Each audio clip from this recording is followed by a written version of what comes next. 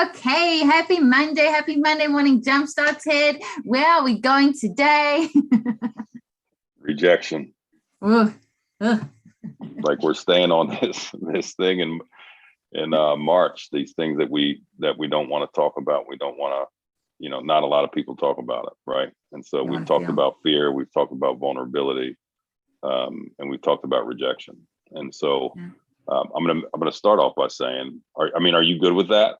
This idea Yeah, of I mean, rejection, it's talking it's about it, like, it's such a prominent topic to our members, and I think it's something that we talked about fear and why we have it and what's it stopping you from. I think fear of rejection is so big and so huge, and then we talked about how we want so many people, right? So we want all the people to accept us and no rejection whatsoever. So we run from it. We don't even put ourselves in a position to be rejected. well, you said it. I don't know if it was last week you said it or 2 weeks ago, but this idea of rejection is what stops us in our track from acting, right? From even soliciting business or even looking to make a connection on LinkedIn. Like, Yeah. are they going to reject me? I mean, look, this past month was Valentine's Day. I mean, talk about rejection in relationships. Like, the foundation of business is relationships, and yet we fear rejection so much because of what we talked about, our experiences and whatever. So here's what I'd say about rejection. Like, we've all heard the cliche. I'm saying that it's cliche, but I believe there's a lot of truth in it. There's a lot of lessons in rejection, right? Yes. And I believe that. And I believe that we should lean into those lessons in rejection. Now, right next to that, what I'd say is that we have to lean into that rejection, right? We have to actually go solicit more information when we get rejected. Now, I'm asking you to double down on rejection because, first of all, we're saying you don't even like to get rejected, right? And now I'm saying, when you get rejected, I want you to go back. And here's what I mean. So the sequence would be like this. I get rejected.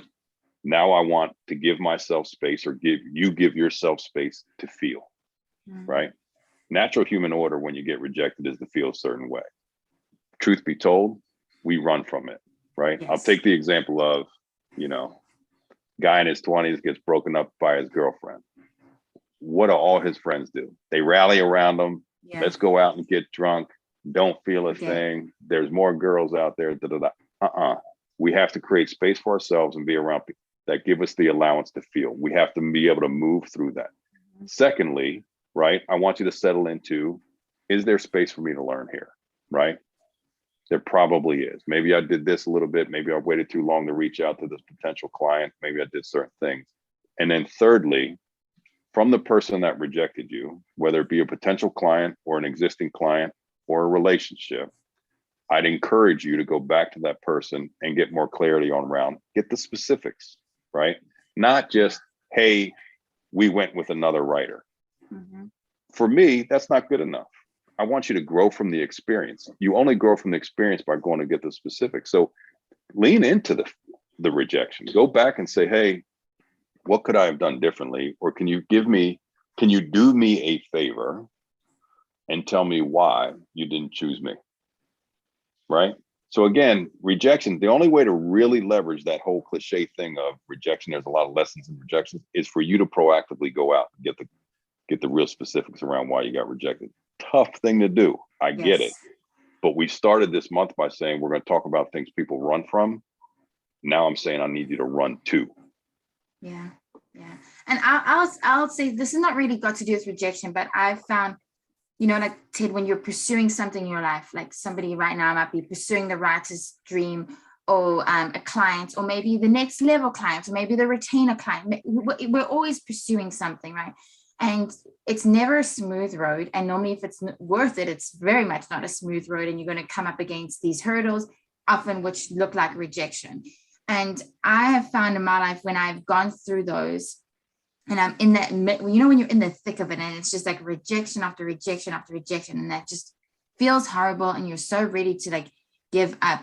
And I was in that space, and I can't even remember. It might have been when I was trying to move over here. I can't remember exactly when that was. And I heard this advice of like the analogy that, like when an airplane is in the air, and then if there's bad weather, they circle. And it was like that's all that's happening for you right now. Like when you're in that midst of the rejection, your plane is circling because it's waiting for the perfect conditions for landing.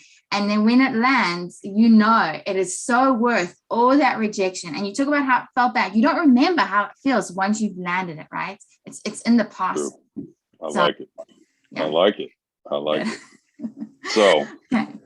this Monday, we're asking you to run into it, right? We're asking you to go back and circle back. Like, so there's times that you rejection. And by the way, this could work in your personal life as well.